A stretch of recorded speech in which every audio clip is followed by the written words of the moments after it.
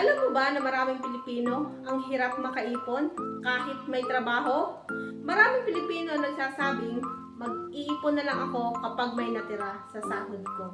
Pero ang totoo, kung hihintayin mong may matira sa sahod mo, kadalasan wala talagang natitira. Narito ang 5 common mistakes sa pag-iipon. Number 1, save what is left after spending. Inuuna ang gastos bago ang pag-iipon. Number 2, walang budget. Kung walang plano ang pera, mabilis itong maubos. Number 3, impulsive buying. Yung tipong nakasale naman kahit hindi kailangan. Number 4, walang emergency fund. Kapag may emergency, napipilitan tayong mangutang. And number 5, walang financial education.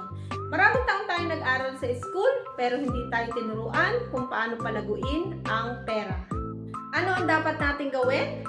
Mag-ipon muna bago gumastos. Magkaroon ng budget. Magtayo ng emergency fund. At matuto mag-invest para magtrabaho ang pera sa iyo. Tandaan, hindi importante kung gaano kalaki ang kita mo. Ang importante kung gaano ka kahusay mag-manage ng pera mo. And be part of IMG o International Marketing Group.